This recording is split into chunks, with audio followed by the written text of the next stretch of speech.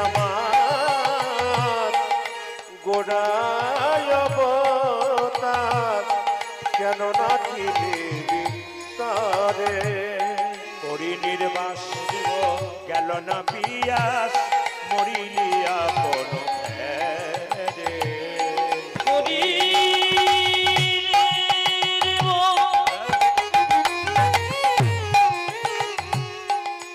গেল না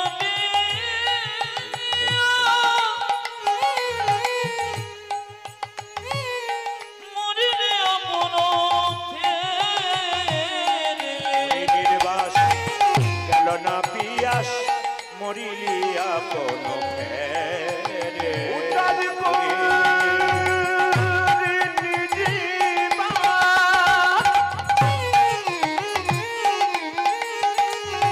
আমার গেল না পিয়া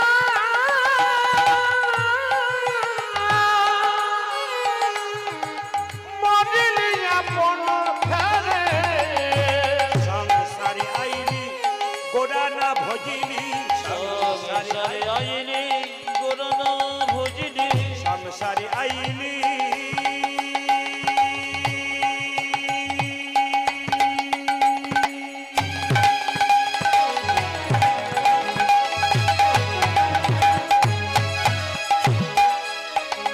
তোরা ভজলি না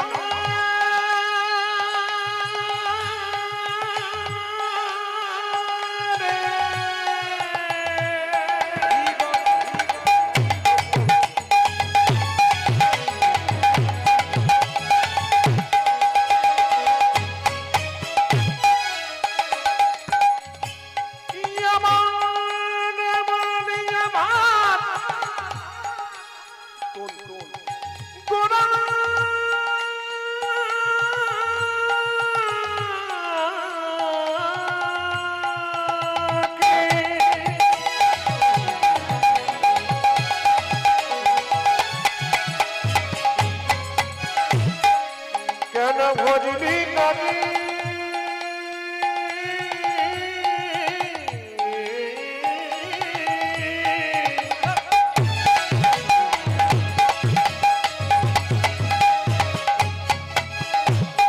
বল বল রে কলির যে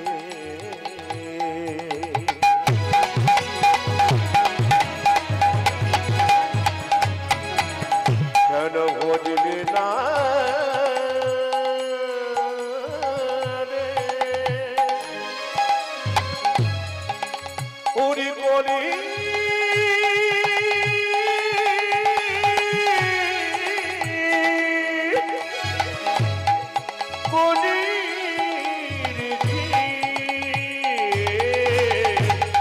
সারে আইলি গোড়া না ভজলি সংসারে আইলি গোড়া না ভজিলি সংসারে আইলি গোরনা ভজিলি শুনিলি কাহার কথা সংসারে আইলি গোরনা ভজিলি না শুনিলি কাহার কথা একুলি অকুলি দুকুলি ও জাগে রে পুরি অকুল দুকুল খাজি একুলি অকুলি দুকুলি খাইলি একুলিও কুলি দুকুলো খাইলি আইলি লোচন মা আজি পুরি অকুল দুকুল খাইলি খাইলি লোচন মাথা ভজিলি না গৌ রাঙ্গির চরণ কেন ভজিলি না গো রঙের চরণ ভজিলি না গৌ রাঙ্গির চরণ কেন ভজিলা গুণাঙ্গির চরণ মিছে মায়াই বন্ধ রইলি ভজিলি না গৌ রাঙ্গির চরণ তুলি মিছে মায়ায় কাফলনি করে আসা যাওয়া নিতাই মায়ায় বাধ্য রইলি আসা যাওয়া সারি মায়ায় বাধ্য রইলি আসা যাওয়া সারি কেন ভজলি না গো রাঙ্গে চরণ মায়ের চরণ মাথা জয় নিতাই হরে কৃষ্ণ জয় নিতাই জয় নিতাই জয় নিতাই টোনটা বাড়াও জয় নিতাই পাতলা করো জয় নিতাই হরে কৃষ্ণ হরে কৃষ্ণ আজকের এই মহতি হরিবাসরে সন্ধ্যাবেলায় যারা কীর্তনের আসরে বসে আছেন তাদের প্রত্যেকের চরণে কীর্তনিয়া প্রদীপ পাল এবং সম্প্রদায়ের কোটি কোটি দণ্ডবত প্রণাম অভিনন্দন জানালাম আপনাদের গ্রামের কীর্তন কমিটির ছেলেগুলোকে, যাদের অক্লান্ত পরিশ্রমে কীর্তন। আমাকে বসে বসে দেখাচ্ছিল, বাবা আজ 2 মাস ধরে পরিশ্রম করে পাগুলো ফুলে গেছে। সত্যি খুব কষ্টের কীর্তন, অক্লান্ত পরিশ্রম করে হরিবাসরটা তৈরি করেছে।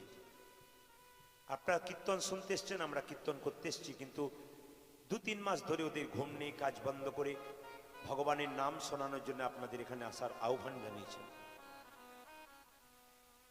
ওদের সবচাইতে আমার একটা ভালো জিনিস লাগলো, সেটা হচ্ছে ওরা যে পোশাকটা পরেছে, ওদেরকে দেখে আপনারা চিনতে পারছেন যে এরা কীর্তন কমিটির ছেলে বটে। একটা করে হলুদ জামা পরেছে, সাদা পায়জামা পরেছে, আর এর থেকে বোঝা যাচ্ছে পরিষ্কার এরা কীর্তন কমিটির ছেলে। যেটা সব জায়গায় দেখা যায় না, সেটা ওরা দেখিয়ে দিয়েছে যে আমাদের দেখে মানুষ চিনুক যে আমরা কীর্তন গান করাচ্ছি। এই জিনিসটা আমি গত বছর দেখেছিলাম ঝাড়খণ্ডের একটা আসরে, যেখানে গ্রামের লোকে কীর্তন করাচ্ছে। এইটুকু বাচ্চা থেকে বয়স্ক পর্যন্ত সবাই ধুতি পাঞ্জাবি পরেছে, তিলক নিয়েছে। তো বললাম কদিন কীর্তন হচ্ছে? বলছে গ্রামে 4 দিন কীর্তন হচ্ছে। 4 দিন কিন্তু একবার আমিষ চলবে না, কোনো বাড়ি বাড়ি আমিষ চলবে না। আমি আপনাদের একটা সুন্দর কথা বলতে চাই, যারা কীর্তন করাচ্ছেন বা কীর্তন শুনতে এসছেন গ্রামবাসী, যেদিন আপনাদের গ্রামে হরিনাম হবে সেই দিনগুলো আপনারা বাড়িতে নিরামিষ করুন। বাড়িতে আত্মীয় স্বজন এসছে বলে তাদের খাওয়াতে হবে, আর এই দিনটাতে খাওয়াতে হবে এ কোনো কথা নয়। কিন্তু মহাপ্রভু পবিত্র নাম শুনবার জন্য এসছেন, আপনার বাবা কাকা বেড়াতে এসছে হরিনাম শুনতে, তাকে খাওয়াতে ডেকেছেন না তাকে কীর্তন শোনাতে ডেকেছেন? তাকে কীর্তন শোনাতে দেখেছেন। যখনই নিরামিষ ভোজন করবে তখন তার মন পবিত্র থাকবে, অমৃত থাকবে, মন থাকবে গোবিন্দের চরণে। আর যখনই উল্টো পাল্টা খাবে, চোঁয়া ঢেকুর মারবে, ওর তো কীর্তন বেশিক্ষণ ভালো লাগবে না। এই জন্য কীর্তন শুনতে গেলে, কীর্তন করাতে গেলে, যে কটা দিন কীর্তন হবে প্রতিটি গ্রামবাসীর কাছে আমি ইউটিউবের মাধ্যমে বলতে চাই, আপনারা নিরামিষ করুন অন্তত সেই দিনগুলো। সবাইকে শিখিয়ে দেন প্রভু আমাদের গ্রামে এসেছেন, প্রভুর নাম হচ্ছে, স্বয়ং মহাপ্রভু আমাদের গ্রামে আসছেন, এখানে মহাপ্রভু আটন পাতা হয়েছে, এই জায়গাটা যতটা পারবো আমরা পবিত্রতা বজায় রাখবো। কিছু কিছু জিনিস শিখবেন, আপনাদের জীবন সুন্দর হবে। স্বয়ং মহাপ্রভু যিনি কলিযুগের ভগবান, যিনি এসছিলেন বলে আপনারা এসছেন, আর যিনি এসছিলেন বলে আমরা এসেছি। ওনার কৃপা ছাড়া আপনারা কীর্তন শুনতে পারেন না। এই যে কীর্তনে আসরে বসে আছেন, আপনি কি ভাবছেন নিজে এসেছেন? না, ওনার কৃপা আছে বলে আপনি এসেছেন। ওনার কৃপা যদি না থাকতো আপনি এখানে আসতেই পারতেন না, কিছু একটা অঘটন ঘটতো আপনার জীবনে। কিন্তু তিনি কৃপা করেছেন। আর অনেকে পাগলের মতো দুপুরবেলা থেকে কীর্তন শুনছে, এদের মানেটা কি বলুন তো? পূর্বজন্মের সুকৃতি। হরিনামের খোল করতালে শব্দ পেলেই দেখবেন কীর্তনের আসরে বসে যায়। আমার গ্রামে প্রতিদিন কীর্তন হয় সন্ধ্যে 7টা থেকে 9টা পর্যন্ত। ছেলেরা মেয়েরা কীর্তন করে, আমি দেখেছি। আমি সময় দিতে পারি না, কিন্তু যখনই খোল করতালে শব্দ হলো তখনই কোথা থেকে কুকুর একটা এসে এরা হরিধ্বনি দিলে ও হো করে চিৎকার করতে লাগলো। তার মানে কি, পূর্বজন্মে কিছু একটা ভালো জিনিস ছিল, কোন একটা দোষের জন্য সে কুকুর হয়েছে, কিন্তু হরিনামকে ভুলতে পারে না।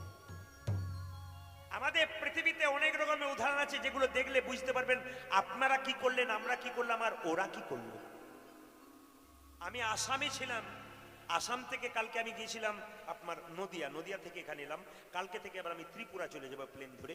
তো ত্রিপুরা মানে আলাদা রাজ্যে, আসামে ছিলাম আলাদা রাজ্যে। রাজ্যে রাজ্যে দূরে দূরে গান হয় আমার প্রচুর। এই জন্য আপনাদের কাছে নিবেদন রইল, প্রতিটি রাজ্যে রাজ্যে গেলে দেখবেন মানুষ কি করছে। আসামে আমাকে রাত্রি 10:30 থেকে 2টো পর্যন্ত, রাত্রি 2টো পর্যন্ত রূপ গান দিয়েছে, কৃষ্ণের রূপ। আপনারা অবাক হয়ে যাবেন, আসরের মাঝে 80 বছর, 90 বছর, 95 বছরের মানুষগুলো লাঠি নিয়ে থরথর করে কাঁপছে, তো বসে কীর্তন শুনছে। মানে কীর্তনটা রক্তের মধ্যে মিশে আছে। এদের থেকে শিখতে হবে, এরা কি করলো আর আমরা কি করলাম। আর আমার প্রথম বক্তব্য এটা আপনাদের কাছে, হরিবাসরে সাধুগুরু বৈষ্ণবের নিন্দা শুনবেন না। একবারে বারবার বলা রইল আপনাদের কাছে, কোনো বৈষ্ণব, কোনো সাধু, কোনো গুরুর নিন্দা আপনারা শুনবেন না। যদি কেউ অন্যায় করে থাকে সে ফল ভোগ করবে। আমি এমন আচরণ মানুষকে শেখাবো যেন ভালো পথটা শিখতে পারি। এমন আচরণ শেখাবো না যে আমাদের রাজ্যে, আমাদের রাস্তাতে রাস্তাতে সাধুগুরু বৈষ্ণবরা পেরিয়ে যাবে, আমাদের বাচ্চাগুলো তাদের দেখে অন্যরকম ভাব নেবে, শেষে ধর্মটাই নষ্ট হয়ে যাবে। তা করলে হবে না। যারা অন্যায় করবে তাদের অন্যায়ের ফল ভোগ করতে হবে, তুমি তোমার কর্তব্য করো, ব্যাস, আর কিছু না। তো স্বয়ং মহাপ্রভু যিনি প্রত্যেকটা জীবের দ্বারে হরিনাম দিলেন, পণ্ডিত বললেন দেখো দেখো তিনি কে, শ্রী গৌরাঙ্গ প্রেমের ঠাকুর, প্রেম বিলাতে এলো নদী যাই, শ্রী গৌরাঙ্গ প্রেমের ঠাকুর, প্রেমে বিলাতে এলো নদী। শ্রী গৌরাঙ্গ প্রেমের ঠাকুর, প্রেম বিলাতে এলো নদী যাই, শ্রী গৌরাঙ্গ প্রেমের ঠাকুর, প্রেম বিলাতে এলো নদিয়া। রাধা প্রেমে করা তনু, রাধা প্রেমে গোরা কোনো, রাধা প্রেমে করা তনু, আজ রাধা প্রেমে করা তনু, অন্তরে যার শ্যামরাই, রাধা প্রেমে গোরা কোনো, অন্তরে শ্যামলা। রাধা প্রেমে করা তনু, অন্তরে যার শ্যামরাই, আজ রাধা প্রেমে করা তনু, অন্তরে যার শ্যামলায়। শ্রী গৌরাঙ্গ প্রেমের ঠাকুর, প্রেম বিলাতে এলো নদী ধ্বনি, শ্রী গৌরাঙ্গ সবাই মিলে প্রেম সঙ্গে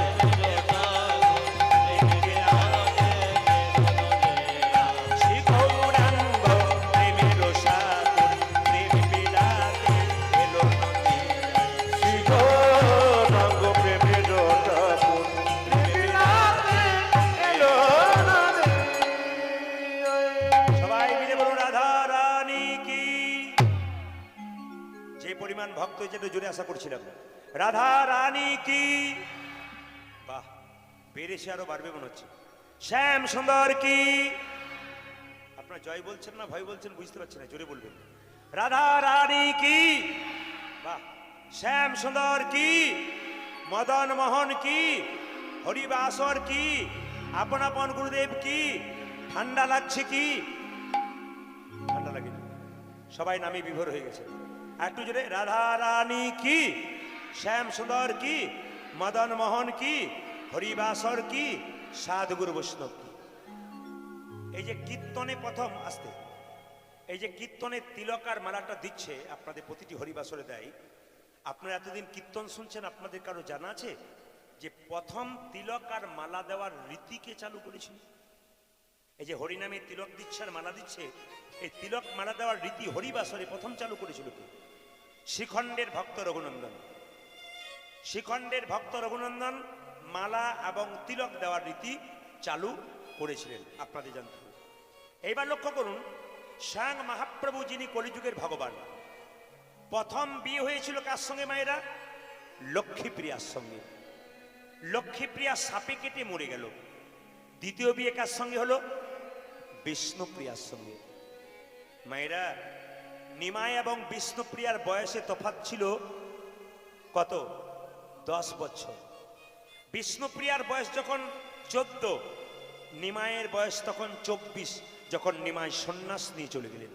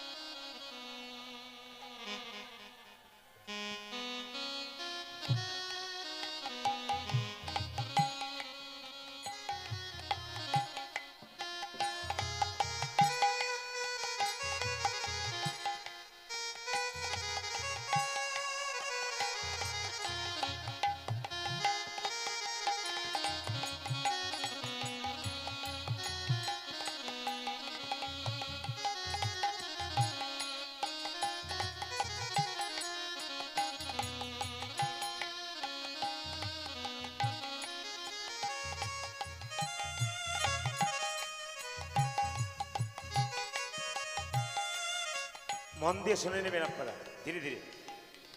নিমাই যখন সন্ন্যাস নিয়েছিল, নিমাইয়ের একটু গমগম করছে, গমগমটা মারো, টোনটা ক্লিয়ার করো, মানে রিভাবটা কম, টোনটা বেশি।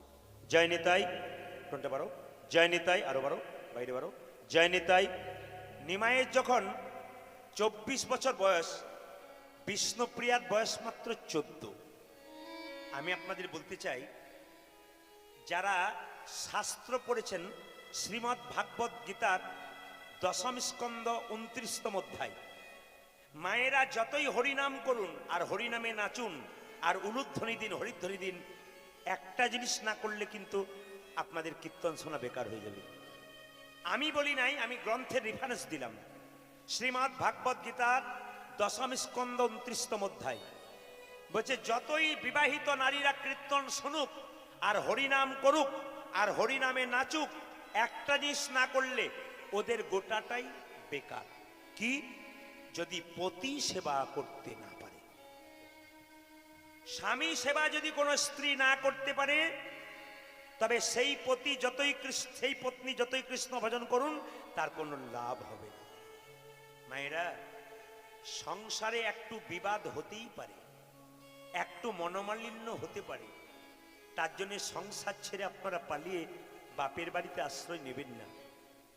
সীতার দিকে তাকান। সীতার স্বামীর নাম রামচন্দ্র। রামচন্দ্র যখন 14 বছরের বনবাসে যাচ্ছে, তখন অযোধ্যার একটা মেয়ে চিৎকার করে বলল, সীতা, তোমার বাবা হলো রাজা, জনক রাজা, এত সম্পদ, তোমার শ্বশুর মশাই হলো দশরথ রাজা, এত সম্পদ, এই সম্পদ ছেড়ে তুমি বনে যাচ্ছ কেন? বাড়িতে থেকে যাও। রাজার মেয়ে সীতা ওই মেয়েটাকে অপমান করে নাই, তাকে করজোরে গলায় কাপড় দিয়ে বলেছিল, মা, সম্পদে কি বা কাম, সম্পদ মম নব দুর্বাদল গণস। সম্পদ যদি একমাত্র হয়, তবে আমার স্বামী হয়। যিনি রাবণ 10,000 মেয়েকে বিয়ে করেছিল, তারপর মন্দোদরীকে বিয়ে করেছিল। রাবণ এমন কিছু খারাপ কাজ নাই যে পৃথিবীতে করে নাই, অথচ সেই রাবণের স্ত্রী মন্দোদরী সবকিছু জেনে শুনো সকালবেলায় ঘুম থেকে উঠে গলায় কাপড় দিয়ে প্রতিদিন রাবণকে প্রণাম করত।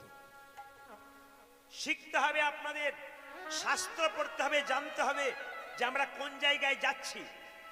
তা বলে এই স্বামীকে ভক্তি করে কোনো লাভ নাই। যে স্বামী রাত্রিবেলায় মাতলামি করে সে স্ত্রীকে মারধর করে, ওকে ভক্তি করে লাভ নেই। পতি যদি পতির মতো হয়, তবে আপনি তাকে ভক্তি করুন। স্বামী স্ত্রীর সম্পর্কটা হাত এবং চোখের মতো। হাত যদি স্বামী হয়, স্ত্রী হবে চোখ। হাত রূপী স্বামী যদি ব্যথা পায়, চোখ রূপী স্ত্রী চোখের জলে কাঁদবে, আর হাত রূপী স্বামী চোখের জলটা মুছিয়ে দেবে। এইরকম সম্পর্ক যদি আপনারা স্থাপন করতে পারেন, ভগবানকে ডাকতে হবে না, আপনার বাড়ি চলে আসবে। মহাপ্রভু নিজেই বলেছেন, হরিনাম শুনতে যাবার আগে নিজের ঘরটাকে ঠিক করো। আপনার এই লাইনটা কাটতে পারবেন না। মহাপ্রভু পরিষ্কার করে বলেছেন, হরিনাম বাইরে শুনতে যাও, গয়া, কাশী, বৃন্দাবন সব জায়গায় যাও, যাবার আগে নিজের বাড়িটাকে ঠিক করে নাও। আগে তোমার বাড়ি ঠিক নাই, নিজের এইখানটা ঠিক নাই, তবে তুমি কি করবে? যদি কাউকে ভালোবাসতে, এই জায়গাটা ভালোবাসতে হবে। যার বাসা ভালো তিনি ভালোবাসতে জানেন, আর যার বাসার মধ্যে যার অহংকার আছে, তার ভালোবাসার কোনো ক্ষমতা নেই। ভালো করে শুনবেন। আপনি অহংকারের স্বরূপ আমার সঙ্গে কথা বললেন না, আপনি নাই বা বললেন আমি কালকে অন্য জায়গায় চলে যাব, কিন্তু আপনার মুখের হাসি, আপনার ব্যবহার, এ কিন্তু আমার মাথার মধ্যে থাকবে। আর আপনি যখন আমায় হেসে কথা বলবেন, আপনি আমার চাইতে ছোট হলে আপনাকে একটা আশীর্বাদের হাত বাড়িয়ে দেবো। বাহ, মেয়েটি খুব ভালো তো, ছেলেটি খুব ভালো তো, এই আশীর্বাদটা কিন্তু আপনার তোলা থাকবে। মানুষের সঙ্গে ব্যবহার ভালো করতে গেলে টাকা পয়সার খরচা হয় না। আমি আপনার বাড়ি গেলাম একদিনের জন্য, 1 ঘন্টার জন্য, আপনি মুখটা বাংলার 5-এর মতো করে রইলেন, এতে আমি অসন্তুষ্ট শুধু হলাম না, স্বয়ং ভগবান পর্যন্ত অসন্তুষ্ট হয়ে গেলেন। রামকৃষ্ণ পরমহংসদেব বলেছে, তোমার বাড়িতে কেউ যদি যায়, 2টো মিষ্টি জল দিতে পারো না পারো, 2টো মিষ্টি কথা অন্তত বলো। আমার গুরুজি একটা সুন্দর কথা বলেছিলেন একজন শিষ্যকে, বলেছে, বাবা, তুই যদি আমাকে পছন্দ না হয়, আমাকে ভালো না বাসিস, তুই এক কাজ কর, রাস্তায় দেখা হলে মুখ বেঁকিয়ে চলে যাবি না, অন্তত হাসি মুখে 2টো কথা বলে। হাসতে তোর কোনো ক্ষতি নেই, একটু হেসে হেসে মানুষের কথা বলতে তো কোনো ক্ষতি নেই, ব্যবহার ভালো করতে। চলে যাবেন, আপনিও চলে যাব, আমি সবাই চলে যাব, যাবার আগে কিছু ভালো কাজ করুন যেন মানুষের হৃদয়ে আপনার জায়গা থেকে যায়। ডক্টর পঞ্চানন ভট্টাচার্য একটা বই আছে জগত আমি, তাতে পরিষ্কার করে বলেছে মানুষ মৃত্যুর পর, মানুষ মরে গেলে তাকে দেখেই বুঝবেন উনি স্বর্গে গেলেন না নরকে গেলেন। প্রশ্ন করবেন কি দেখে বুঝবো?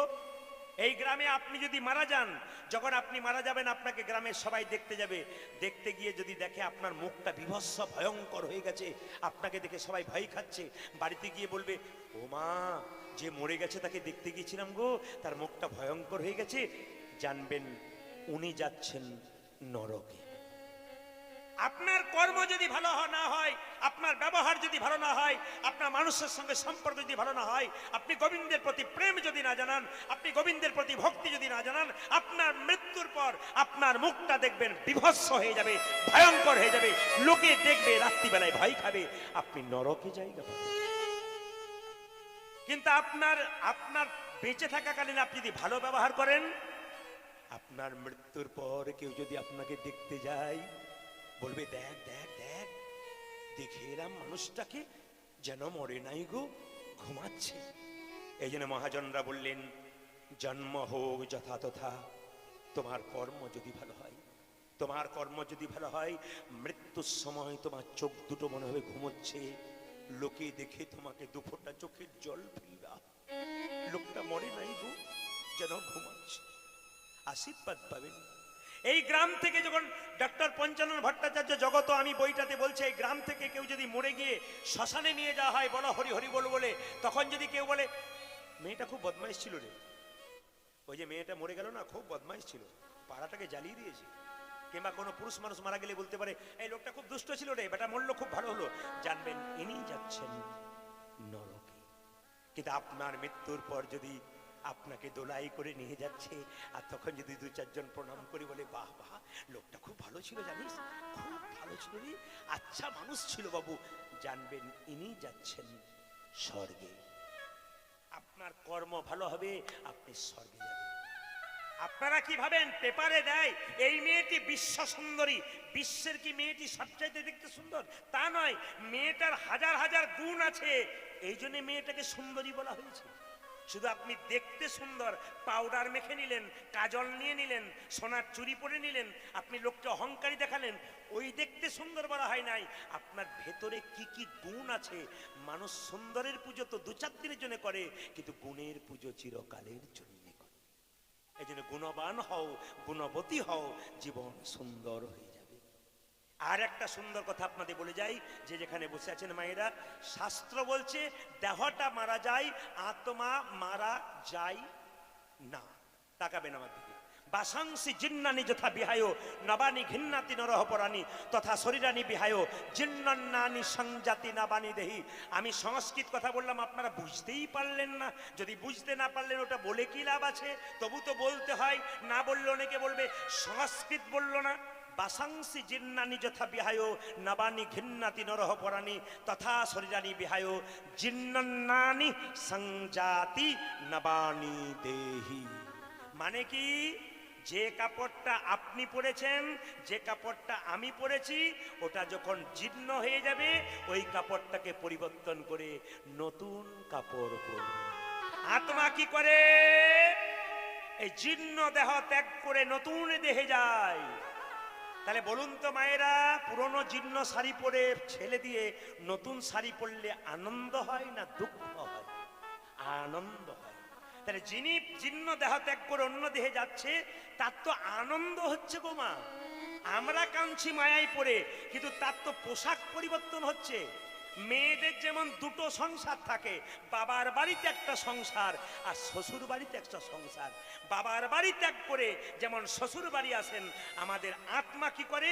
এই দেহ ত্যাগ করে অন্য দেহে যায়। প্রশ্ন করবেন, প্রদীপ পাল যেদিন মারা যাবে কোথায় জন্ম নেবে? আপনারা যারা কীর্তন শুনতে এসছেন, আপনারা মারা যাবেন, আপনারা কোথায় জন্ম নেবেন? আমি বলি নাই, শাস্ত্র বলে দিল কি? মানুষ কুলে জন্ম নিয়ে যে যেমন কর্ম করবে তার সেরকম জন্ম হবে। মানুষ কুলে জন্ম নিয়ে কেউ যদি পশুর মতো কর্ম করে, কুকুরের মতো কর্ম করে, পরের জন্মে তার কুকুর জনিতে জন্ম হবে। মানুষকুলে জন্ম নিয়ে যে মানুষের মতো কর্ম করবে পরের জন্মে আবার মানুষ হবে। আর মানুষকুলে জন্ম নিয়ে যে মহামানবীর মতো কর্ম করবে, মহাপুরুষের মতো কর্ম করবে, তার দ্বিতীয় জন্ম হবে না, তার গোবিন্দের চরণ প্রাপ্ত হবে। যে ধানকে সেদ্ধ করে মাটিতে ছড়ানো হয় তার যেমন দ্বিতীয় গাছ হয় না, হরিনামে দেহ যদি সিদ্ধ হয়ে যায় দ্বিতীয় জন্ম হয় না, তার গৌর গোবিন্দের চরণে প্রাপ্ত হয়ে যায়। হ্যাঁ, এইবার শুনে নিন, এইবার বলে দি ভাগবত কি বলল। এইদিকে তাকান, ভাগবত কি বলল? ভাগবত বলল আমাদের শরীরে 9টা ছিদ্র দিয়ে প্রাণ বেরোয়। ভাগবত পড়বেন, পরিষ্কার লেখা আছে আমাদের শরীরে 9টা ফুটো দিয়ে প্রাণ বেরোয়। কোথায় কোথায়? 2টো কান, 2টো চোখের ছিদ্র, 2টো নাকের ছিদ্র, 1টা মুখের ছিদ্র। কটা হলো বলুন? 7টা। এই 7টা কোথায় থাকে? ওপরে। নিচের দিকে কটা? পায়ু এবং উপস্থ, প্রস্রাব, পায়খানা দ্বার। দেখুন, ওপর দিকে ছিদ্রে যদি প্রাণ যায়, ভাগবত বলল আপনি যাচ্ছেন স্বর্গে, আর নিচের দিকে ছিদ্রে যদি প্রাণ যায় আপনি যাচ্ছেন নরকে। প্রশ্ন করতেই পারেন, প্রদীপ বাবু কি করে বুঝবো ওপর দিকে প্রাণ গেল না নিচের দিকে প্রাণ গেল? জানবো কি করে? লক্ষণ কি আছে? শাস্ত্র পরিষ্কার করে বলেছে, লক্ষণ দেখলে বুঝতে পারবে যে কোন দিকে প্রাণ যাচ্ছে। মায়েরা, মৃত্যুর সময় দেখবেন অনেকে হাঁ করে মরে, তার মানে কি? মুখ দিয়ে প্রাণ গেছে। মৃত্যুর সময় দেখবেন অনেকে তাকিয়ে তাকিয়ে মরে, মানে চোখ দিয়ে প্রাণ গেছে। মৃত্যুর সময় দেখবেন অনেকে নাকের ফুটো মোটো হয়ে গেছে, ওইদিকে প্রাণ গেছে। চোখের কানের ফুটো মোটা হয়ে গেছে, ওইদিকে প্রাণ গেছে। যদি এই 7টা দরজা দিয়ে প্রাণ বেরোয় তাহলে আপনি গোবিন্দের চরণ পাচ্ছেন। আর যদি মৃত্যুর সময় কেউ পায়খানা প্রস্রাব করে দেয় তবে সে নরকে পতিত হয়ে